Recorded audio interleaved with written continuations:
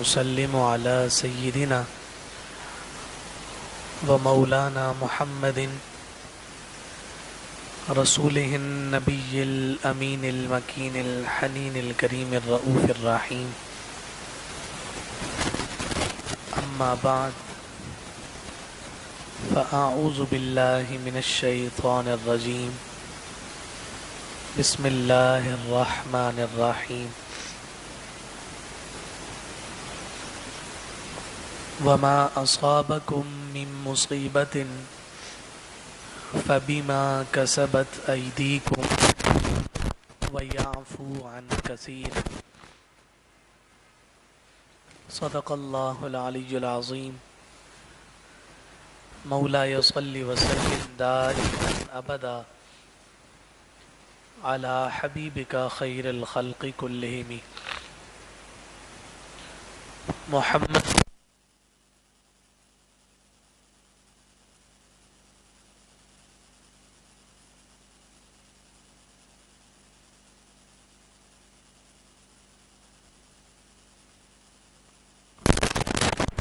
حبیبک خیر الخلق کلہم. کروں تیرے نام پہ جاں فدا، نہ بس ایک جاں دو جہاں فدا. دو جہاں سے بھی نہیں جی بھرا، کروں کیا کروڑوں جہاں نہیں. معزز اور محترم، لائق صد احترام صد تکریم سامعین گرامی قدر، اللہ رب العزت کی توفیق اور عنایت، آقا کریم صلی اللہ علیہ وآلہ وسلم کی نالین پاک کے تصدق میں ماہ صفر المظفر کا پہلا جمعۃ المبارک ہمیں نصیب ہو رہا ہے. خالق کائنات ہم سب کی حاضری اپنی بارگاہ میں منظور اور مقبول فرمائے. اسلامی سال کا دوسرا مہینہ ماہ صفر المظفر، اور اس ماہ میں بہت سارے بزرگوں کے جہاں اعراس کا سلسلہ ہے، وہیں ساتھ ساتھ اس ماہ صفر کے حوالے سے چند باطل نظریات اور توہمات ہمارے معاشرے میں پائے جاتے ہیں. انشاءاللہ العزیز اس ماہ مبارک میں ہم ان بزرگوں کا بھی تذکرہ کرتے رہیں گے کہ جن کے اعراس اس بابرکت مہینے میں ہیں، اور آج کی گفتگو ان نظریات اور ان توہمات کے رد میں جو اس ماہ صفر کے حوالے سے ہمارے گھروں میں اور ہمارے معاشرے میں پائے جاتے ہیں. یہ بات ہم گزشتہ جمعوں میں بھی کرتے رہے کہ یہ جو 12 مہینے اور جن کے یہ 12 نام ہمارے سامنے موجود ہیں، یہ 12 مہینوں کی تعداد اسلام سے بھی قبل جاری اور ساری تھی،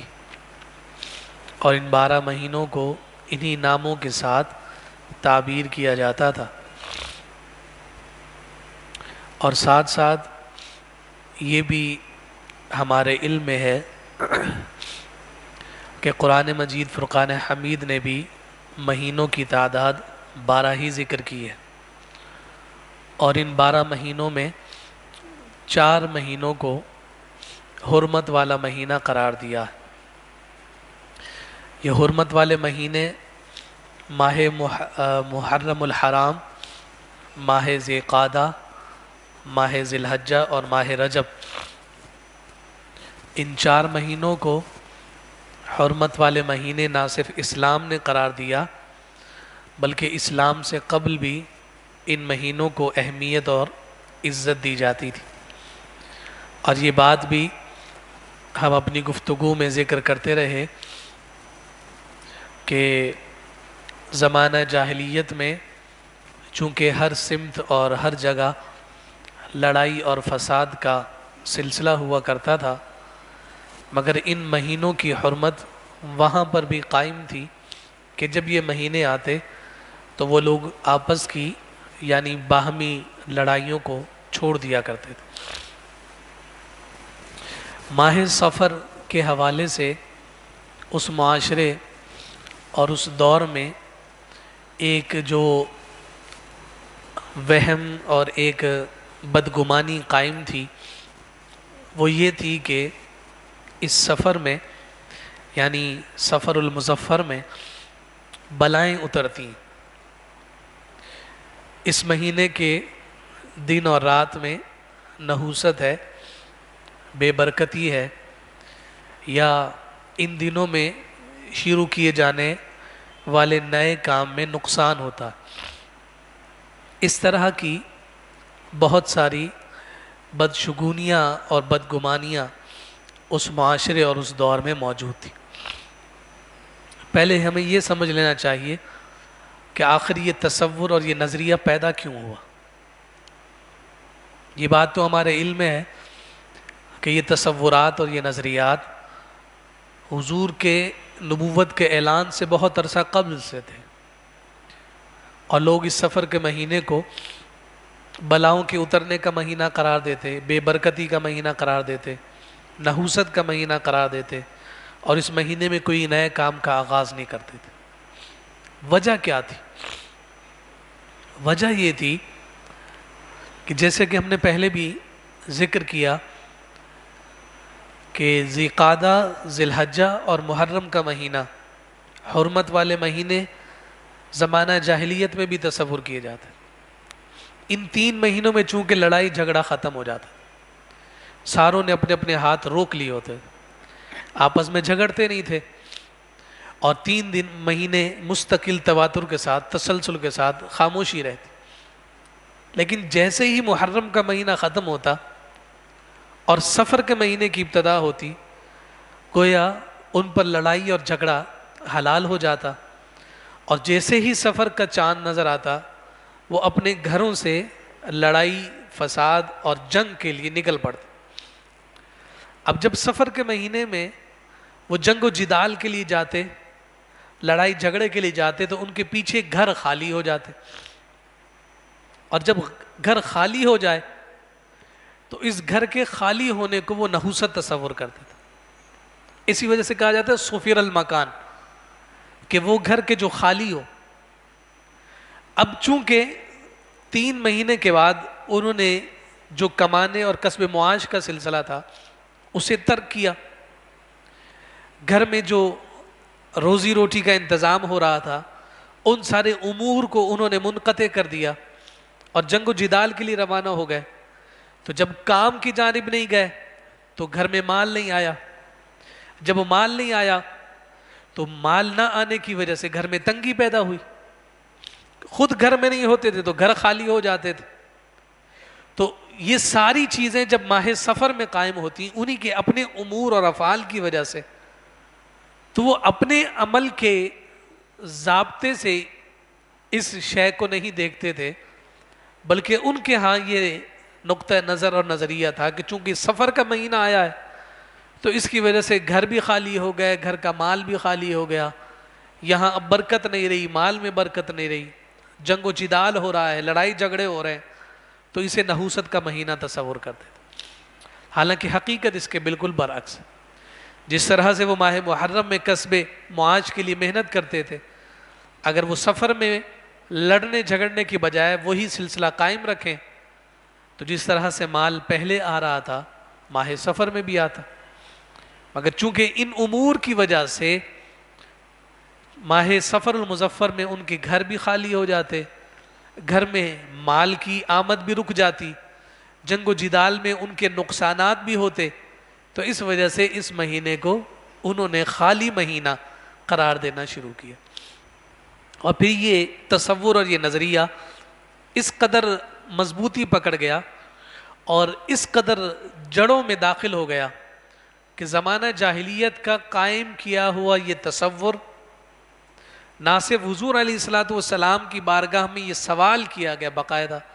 کہ یا رسول اللہ سفر کے مہینے کے بارے میں آپ کیا ارشاد فرماتے؟ تو آقا کائنات صلی اللہ علیہ وسلم نے فرمایا کہ سفر میں کچھ نہیں ہے، یعنی سفر میں نحوست قسم کی کوئی چیز نہیں ہے۔ اور پھر تاجدار کائنات صلی اللہ علیہ وآلہ وسلم نے اس کا مستقلاً رد فرمایا کہ کوئی دن اور کوئی رات کسی بھی قسم سے منحوس یا بے برکت نہیں ہوتی، بلکہ انسان کے کچھ اعمال ایسے ہوا کرتے ہیں کہ جن کی وجہ سے اس پر عتاب اترتا، اللہ رب العزت کی جانب سے آزمائش میں مبتلا ہوتا۔ اور قرآن مجید فرقان حمید نے خود اس کا ذکر کیا،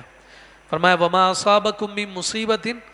فَبِمَا كَسَبَتْ أَيْدِيكُمْ وَيَعْفُو عَن كَثِيرٍ، کہ تمہیں جو مصیبت پہنچتی ہے وہ کسی اور سبب سے نہیں پہنچتی،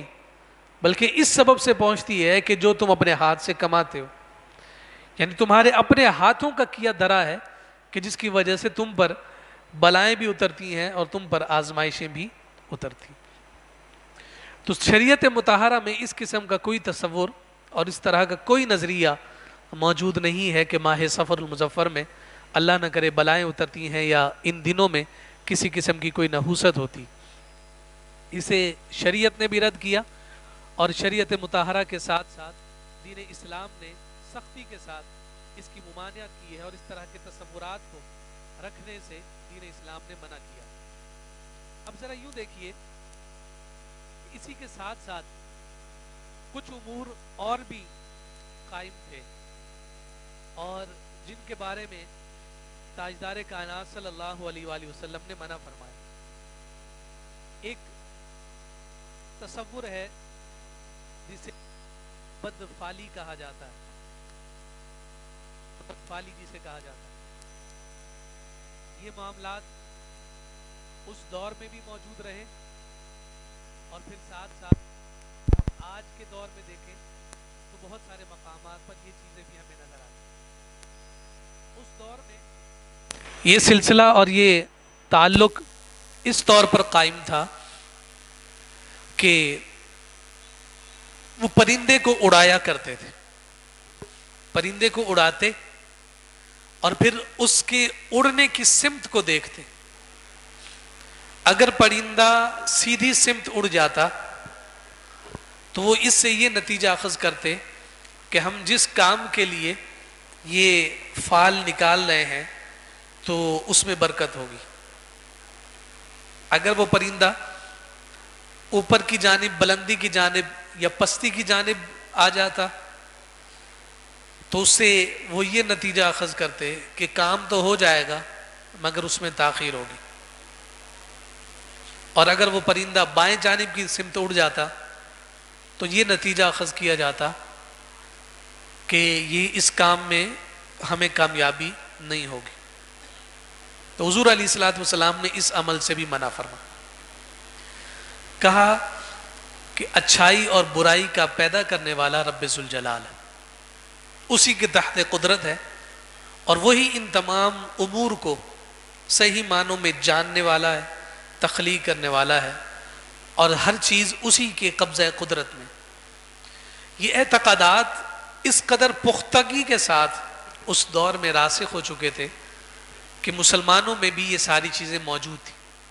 تو حضور علیہ السلام نے اس کا بھی رد فرمایا، فرمایا وَلَا طِيَرَ،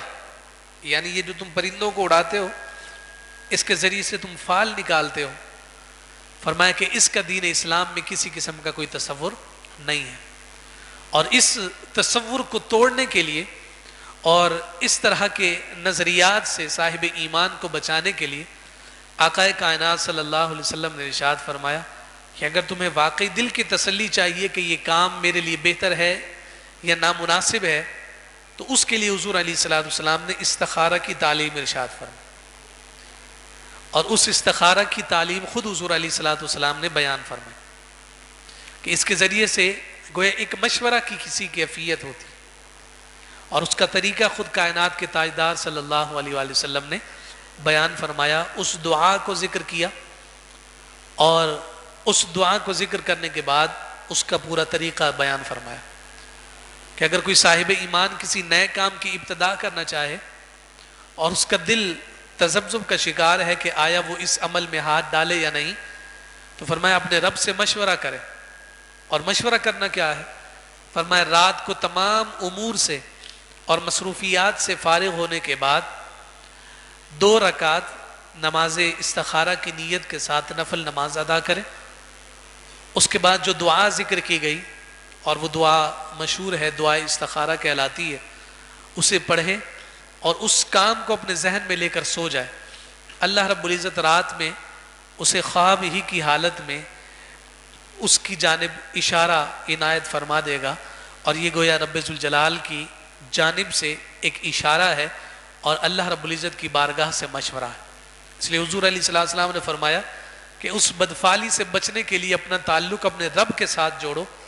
اور رب کے ساتھ مشورے کرو، اللہ رب العزت سب سے بہتر مشورہ عطا کرنے والا. پھر ہم ساتھ ساتھ یہ بھی دیکھتے ہیں کہ اب چونکہ یہ تصور قائم ہے اور ہمارے گھروں میں، ہماری خواتین میں یہ کچھ زیادہ ہی پایا جاتا ہے، تو جو ہی ماہ سفر کا چاند نظر آتا ہے تو پھر اس کے بعد یہ سوچ اور فکر بھی رائج ہوتی ہے کہ جناب اس مہینے میں کوئی نیا کپڑا نہیں پہننا، اس مہینے میں اپنی بچی کی شادی نہیں کرنی، اس مہینے میں کسی نئے کاروبار کا آغاز نہیں کرنا، اس مہینے میں کسی سفر پر نہیں جانا. اور یہ ساری چیزیں اس ماہ سفر المظفر کے حوالے سے برتی جاتی. اور اس کا اگر سبب پوچھا جائے تو سبب یہی ملتا ہے کہ جناب ماہ سفر میں بلائیں اترتی ہیں، یہ دن اور رات نحوست والے ہوتے ہیں، بے برکتی والے ہوتے ہیں. جبکہ پس منظر میں آپ کی خدمت میں عرض کر چکا یہ سلسلہ کہاں سے چلا اور کن وجوہات کی بنا پر اس ماہ سفر کو بے برکتی کہا گیا، اور آج صاحب ایمان کا اعتقاد اور صاحب ایمان کا اللہ رب العزت کے ساتھ توکل کس قدر کمزور ہو گیا ہے کہ ان باطل نظریات کو اس نے اپنے اوپر حاوی اور غالب کر رکھا ہے. اس لیے ہمیں خود بھی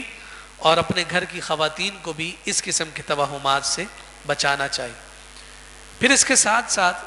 ایک عمل ہمیں اور ہوتے ہوئے نظر آتا ہے. جو ہی ماہ سفر کی ابتدا ہوتی ہے تو ہمارے گھروں میں یہ کوشش کی جاتی ہے کہ جناب سورہ مزمل کی اتنی دفعہ تلاوت کر لی جائے، سورہ یاسین کی اتنی بار تلاوت کی جائے، فلانا وظیفہ اتنی دفعہ پڑھ لیا جائے. سورہ مزمل بھی بابرکت ہے، سورہ یاسین میں بھی اللہ رب العزت نے فضیلت اور برکت رکھی ہے، دیگر اوراد و وظائف بھی باعث برکت اور باعث خیر ہے. مگر اگر اس تصور اور اس سوچ کے ساتھ کہ اس ماہ میں جو ہے بلائیں اترتی ہیں اور ان بلاؤں سے اپنے آپ کو بچانے کے لیے ان صورتوں کی تلاوت کی جائے تو پھر یقیناً اس کی کسی قسم کی بھی حوصلہ افزائی نہیں کی جا سکتی. جیسے سورہ مزمل باعث برکت ماہ سفر میں ہے، اسی طرح سے پورا مہینہ اور پورا سال ہے. تو ہمیں اسی طرح سے پورا سال سورہ مزمل کے ورد کو اپنی زندگی کا حاصل رکھنا چاہیے جیسے ماہ سفر میں رکھا جاتا. اور اگر بطور خاص اسی مہینے میں اہتمام ہے تو اس کا مطلب یہ ہوا کہ دل کے کسی پنہا خانے میں یہ تصور موجود ہے کہ ان بلاؤں سے بچنے کے لیے ہم اس عمل کو کر رہے ہیں. تو ہمارے بزرگوں نے، اکابرین نے اسے سختی سے منع فرمایا کہ اس کے ذریعے سے انسان کا اعتقاد کمزور ہوتا ہے اور وہ اللہ رب العزت کے بنائے ہوئے دینوں کو برا تصور کر رہا ہوتا. حدیث قدسی ہے، اللہ رب العزت نے ارشاد فرمایا کہ بنی آدم میری ہی مخلوق کے ذریعے سے مجھے ایذا دیتا ہے. اور اس سے ائمہ اور شارحین نے حدیث نے جو نتیجہ اخذ کیا وہ فرماتے ہیں کہ اس سے مراد یہ ہے کہ انسان کو پیدا کرنے والا بھی وہی رب اور ان دنوں اور راتوں کو پیدا کرنے والا بھی وہی رب، اور انسان ان دنوں اور راتوں کو برا کہہ کر رب کو ایذا دیتا ہے جبکہ انہیں پیدا کرنے والا بھی وہی رب ہے اور انہیں پیدا کرنے والا بھی وہی رب ہے. اسی لیے کسی طور پر بھی اس طرح کے امور کو سر انجام دینے سے دین متین نے منع فرمایا. یہ توکل علی اللہ کے جو نظریات اور تصورات ہیں اس کے برعکس اور اس کے خلاف ہیں، اس لیے ہمیں ان تصورات سے اپنے آپ کو محفوظ رکھنا چاہیے. توکل کتنی بڑی دولت ہے، کتنی بڑی سرشاری ہے. اگر ہم صحیح معنوں میں اس توکل کو پہچان لیں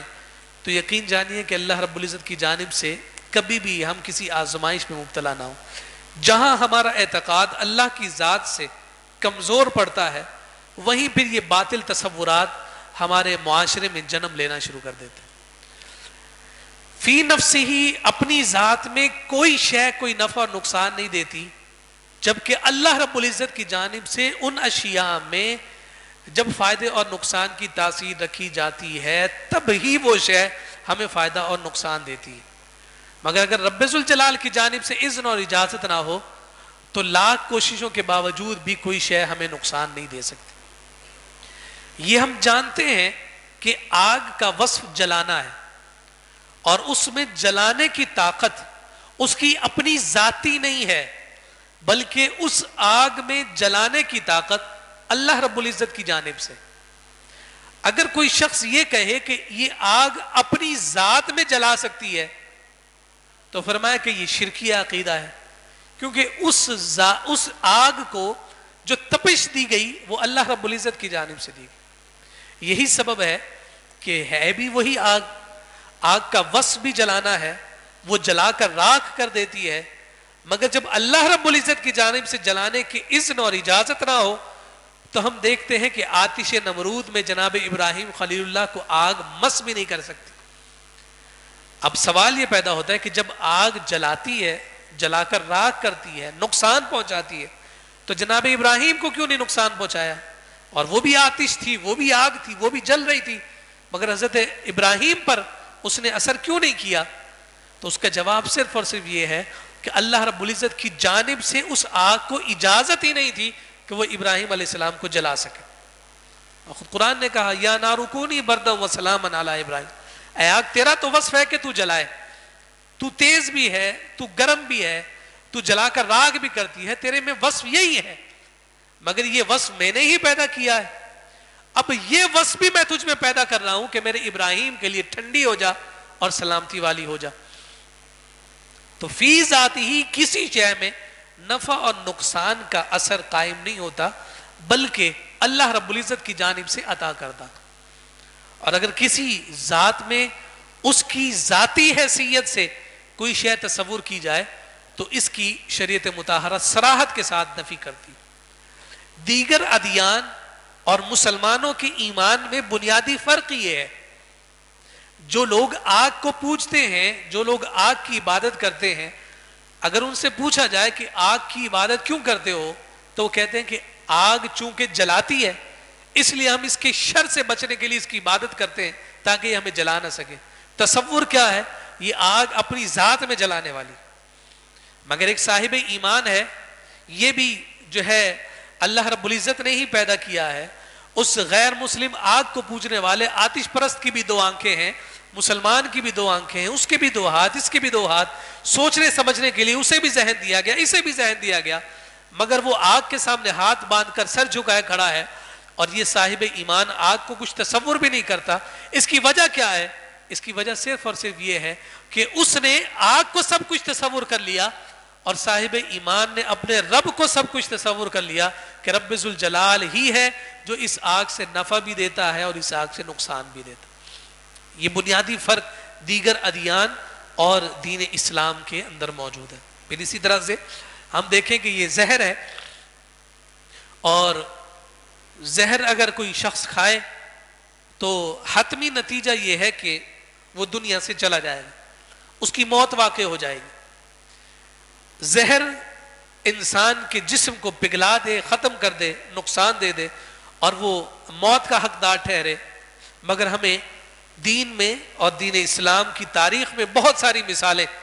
ایسی ملتی ہیں کہ یہ زہر بھی ان مبارک نفوس کو کسی قسم کا کوئی نقصان نہیں دے سکا. ہم دیکھتے ہیں کہ تاجدار کائنات صلی اللہ علیہ وآلہ وسلم کی بارگاہ میں زہر آلود گوشت لا کر رکھا گیا اور آقا کائنات صلی اللہ علیہ وسلم کو اس محبت کے ساتھ پیش کیا گیا اور آپ سے عرض کی گئی یہ آپ کی دعوت کے لیے ہے، آپ اسے تناول فرمائیں. تو نبی رحمت صلی اللہ علیہ وآلہ وسلم نے اس میں سے گوشت کا لقمہ لیا اور اپنے منہ میں رکھا. یہاں سیرت نگار میں بیان کیا باب المعجزات میں تقریباً کتب احادیث میں یہ بات موجود ہے کہ حضور علیہ السلام نے جب وہ گوشت زہر آلود گوشت اپنی زبان پر رکھا تو آقا کائنات صلی اللہ علیہ وآلہ وسلم کی زبان کا اس گوشت سے مس ہونا تھا. اللہ رب العزت نے اس گوشت کو گویائی عطا فرمائی اور اس گوشت سے آواز آنے لگی یا رسول اللہ میں زہر آلود ہوں مجھے مت کھائیں. جبکہ حضور علیہ السلام کی زبان مبارک پر اس زہر کے اثرات واضح ہو چکے تھے مگر تاجدار کائنات صلی اللہ علیہ وسلم پر اس زہر نے کوئی اثر نہ فرمایا. اسی طرح سے حضرت خالد بن ولید رضی اللہ تعالی عنہ ہم جانتے ہیں جنہیں اسد اللہ و اسد الرسول کہا جاتا ہے. اللہ اور اس کے رسول صلی اللہ علیہ وسلم کے شیر ہیں. اور حضرت جناب خالد بن ولید رضی اللہ تعالیٰ عنہ جن کا دوسرا لقب سیف اللہ ہے, اللہ کی تلوار. اور اللہ کی تلوار بھی کتنی خوبصورت اور کتنی عظیم ہے کہ ان کے بارے میں بیان کیا گیا کہ ان کے دونوں ہاتھ ایک ہی طاقت کے ساتھ چلتے تھے. ہم دیکھتے ہیں کہ کوئی شخص جو ہے رائٹی ہوتا ہے, کوئی لیفٹی ہوتا ہے, جو سیدھے ہاتھ سے زیادہ کام کرنے کا عادی ہوتا ہے اس کا الٹا ہاتھ اس اعتبار سے نہیں چلتا. جس کا الٹا ہاتھ زیادہ تیزی کے ساتھ چلتا ہے تو سیدھے ہاتھ میں اس انداز کی طاقت اور قوت نہیں ہوتی. جو سیدھے ہاتھ سے لکھتا ہے وہ الٹے ہاتھ سے نہیں لکھ سکتا, جو الٹے ہاتھ سے لکھتا ہے وہ سیدھے سے نہیں. ایک فطرتی عمل ہے. مگر حضرت خالد بن ولید رضی اللہ تعالیٰ عنہ کے بارے میں بیان کیا گیا کہ آپ جب دشمن سے مقابلے کے لیے دشمنوں کی صفوں میں داخل ہوتے تھے تو آپ کے دونوں ہاتھوں میں تلوار ہوتی تھی اور وہ دونوں تلواریں ایک ہی قوت اور ایک ہی طاقت کے ساتھ چلا کرتی. اسی وجہ سے آپ کو سیف اللہ کہا گیا. اور پھر وہ اللہ کی تلوار ایسی تھی کہ جو خود رب کی تلوار ہو اور اس تلوار کے ہاتھ میں تلوار ہو تو بتائیے اس کی قوت کا عالم کیا ہو. ایک علاقے کو فتح کرنے کے لیے گئے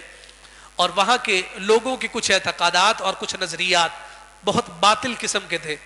تو حضرت خالد بن ولید رضی اللہ تعالیٰ عنہ نے اس موقع پر ان لوگوں کے سامنے یہ ذکر کیا اگر تم یہ سمجھتے ہو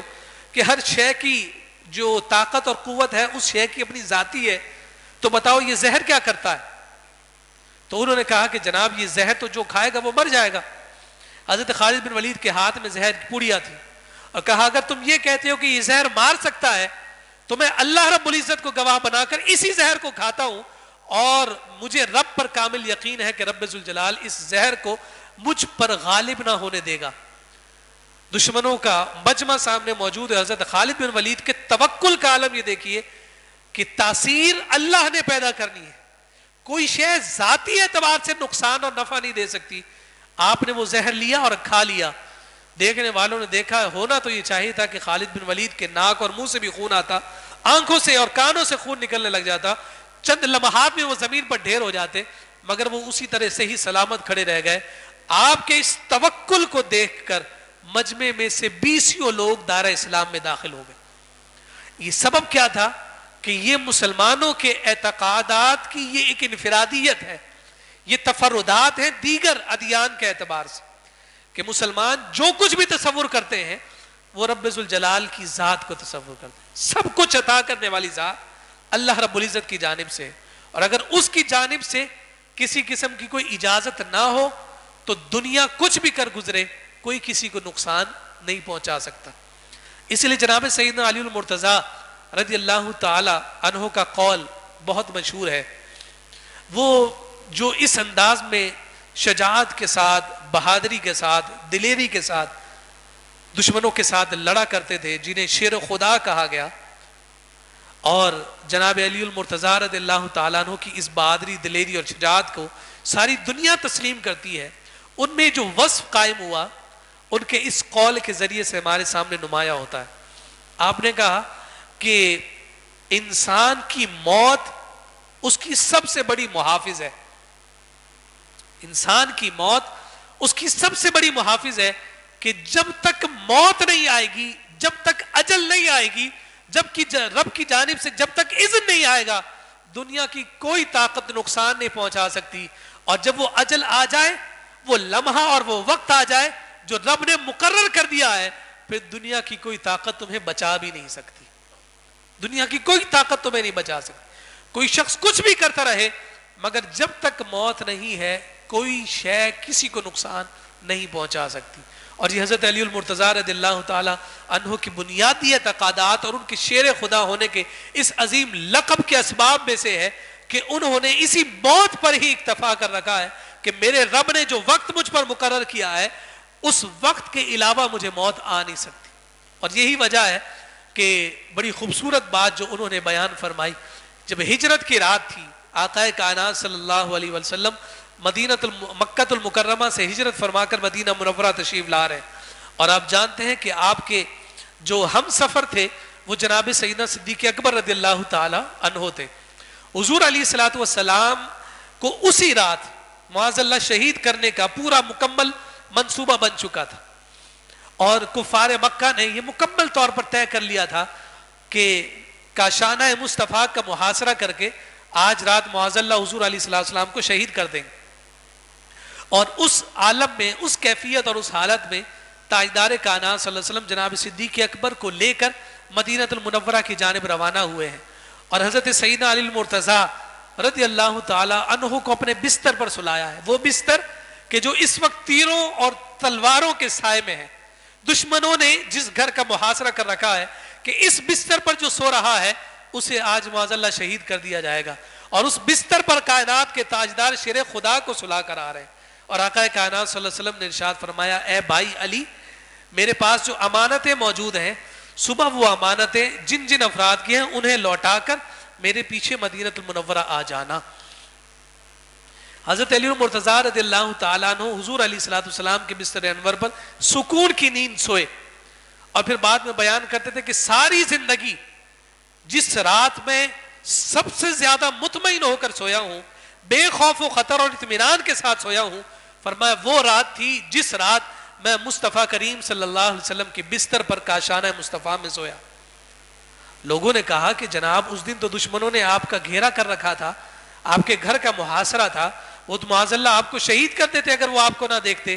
تو کہنے لگے کیسے مجھے شہید کر سکتے تھے، کیسے مجھے نقصان پہنچا سکتے تھے، کہ میرے رسول نے کہا تھا علی جب صبح ہو تو امانتیں لوٹا کر میرے پیچھے مدینہ آ جانا. جب حضور نے کہہ دیا کہ علی پر صبح ہونی ہے تو دنیا کی کوئی طاقت بھی مجھ سے مقابلہ کر لے تو یہ صبح ہونے سے علی المرتضیٰ کو کوئی نہیں روک سکتا. یہ وہ اعتقادات اور یہ وہ تصورات ہیں کہ جو اللہ کے حبیب صلی اللہ علیہ وآلہ وسلم کی تعلیمات کی صورت میں صحابہ کرام رضوان اللہ تعالی علیہ مجمعین کو ملے، اور پھر اس کے نتیجہ میں اللہ رب العزت نے ہمارے اسلاف امت کو یہ نظریات اور یہ اعتقادات عطا فرمائے. حضرت سعد بن ابی وقاص رضی اللہ تعالی عنہ، جنہیں مسلمانوں میں جرنیل اعظم کا لقب دیا گیا، حضرت عمر بن خطاب رضی اللہ تعالی عنہ کے دور میں دور ترین علاقوں میں جنہیں سپہ سالاری کرنے کا شرف حاصل ہوا وہ حضرت سعد بن ابی وقاص رضی اللہ تعالی عنہ تھے. اور حضرت سعد بن ابی وقاص رضی اللہ تعالی عنہ وہ مبارک ہستی ہیں کہ جنہیں حضور خود ارشاد فرماتے ہیں، ارمی یا سعد بن ابی وقاص فدا کا ابی و امی یا سعد، کہ جن پر حضور علیہ السلام اپنے ماں باپ قربان کرنے کی بات کرتے ہیں. حضرت سعد بن ابی وقاص رضی اللہ تعالیٰ عنہ، انہوں نے لشکر کو دریا کے پانی کے نظر کیا، اور اس تیزی کے ساتھ پانی میں سے پورے لشکر کو گزارتے ہوئے انہوں نے دریا کو عبور کر لیا کہ لوگوں کی دیکھنے والی آنکھیں حیرت میں مبتلا ہو گئیں کہ یہ کس انداز میں دریا نے ان کے لیے سینہ چیر کر رستہ بنا دیا اور مسلمانوں کا لشکر گزر گیا ہے.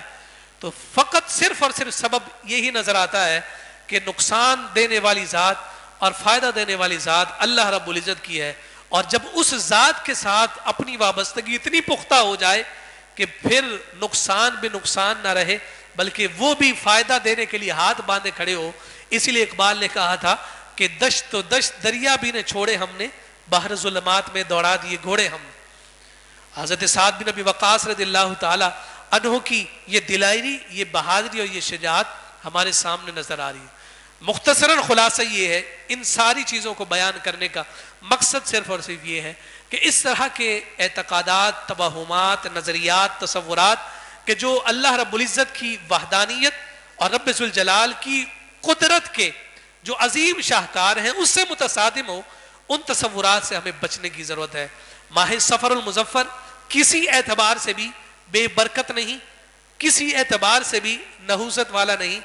کسی اعتبار سے بھی آفات و بلیات کے اترنے کا مہینہ نہیں، بلکہ یہ ماہ سفر، سفر المظفر کہا گیا، اور یہی وہ ماہ سفر المظفر ہے کہ جس مہینے میں آقا کائنات صلی اللہ علیہ وآلہ وسلم نے مدینہ المنورہ کی جانب ہجرت کی ابتدا فرمائی۔